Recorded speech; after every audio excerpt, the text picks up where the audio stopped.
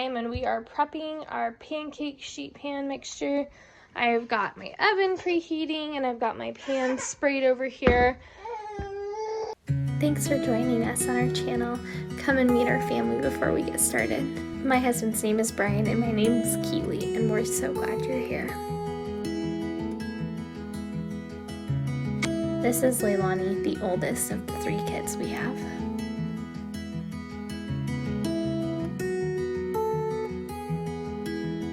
And this is Piper, our middle daughter. She's full of spunk. And our youngest is Madeline. And this is our sweet boy Tommy. That makes us the Conley family. This is super easy to make. I just use 2 cups of whatever pancake mix I want. We have a gluten-free one we use sometimes. We use regular, whatever we have on hand. And then 2.5 cups of water or milk, 2 eggs, and then I add in cinnamon, and on top, we'll add some toppings. Depending on what type of batter you use, I found that the gluten-free ones have to cook for a lot longer, but typically between 12 and 20 minutes. I just keep an eye on it and make sure it doesn't burn. Once it's like a golden brown on the top, it's good to take out. Right now I'm using some of my Lily semi-sweet chocolate chips that are stevia sweetened, and they are delicious. You can't even tell it's not the real thing. And then we're gonna add some strawberries. So here's what it looks like before it goes into the oven. Get my babies fed before we head off to the doctor. All right, here's what they look like done. Beautiful and delicious. Let me know in the comments if you end up trying that recipe. You can add all kinds of things, nuts or extra cinnamon, blueberries, and it all tastes amazing. All right, it's time to get gas and then to head for the almost 2-hour drive to a follow-up from the emergency room for Piper. Don't be sad, baby. No needles today. Yes, I know, baby.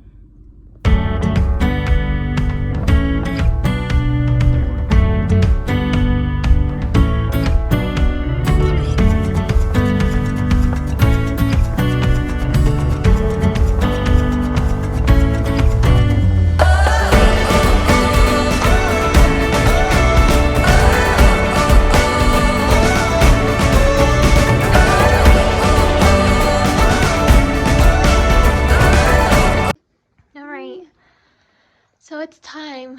Y'all can see the gross buildup on there. On the opposite side, it doesn't look too bad, but I assume it's the way the fan spins. We're gonna get that all cleaned off today, and I'm gonna show you the tools I use to make it happen. Okay, so my first recommended tool is a microfiber hand mitt. Mine's just Norwick's brand. It happens to be something that I have, that I bought. I've had about 8 years, and it works great.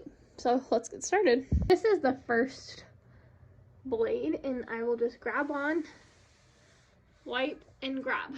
Now you can see all that it collects, and then what's left. You can do a second pass, and it pretty much grabs everything there, and then I will vacuum this off. Super satisfying to see clean.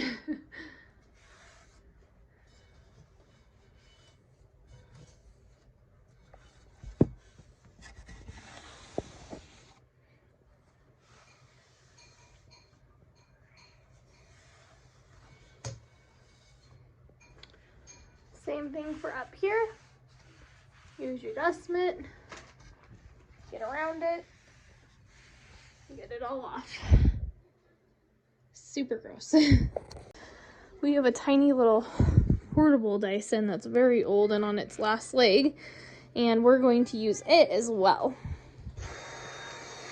Let's put it on the high mode or the max, and I'll show you how this one works. A little bit complicated to film, but this is the beginning.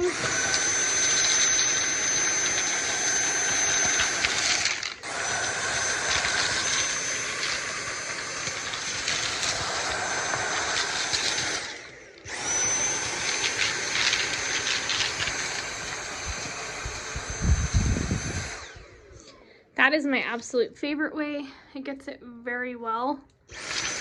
And you don't have to worry about any dust falling, but if you don't have a vacuum that can do that, then no worries.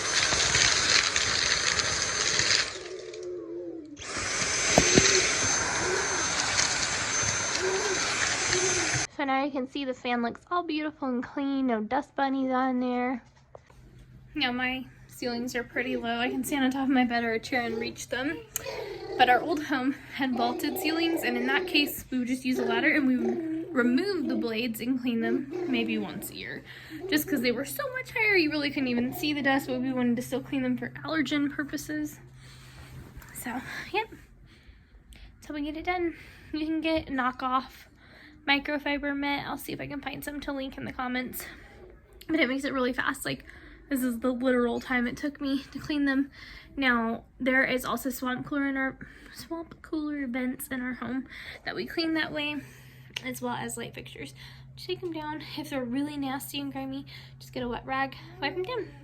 Making do with what you have allows you to achieve your things that you need to do, your cleaning, and or building things with what you have, and keeps you on a budget. Here's another great example of something that's very dirty, the before, and I'll show you the after. Close up.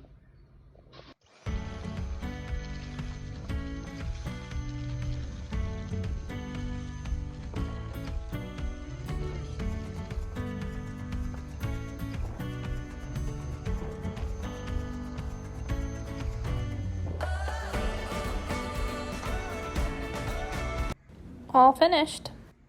That's all for today. I hope you enjoyed those tips on cleaning your ceiling fans or light fixtures.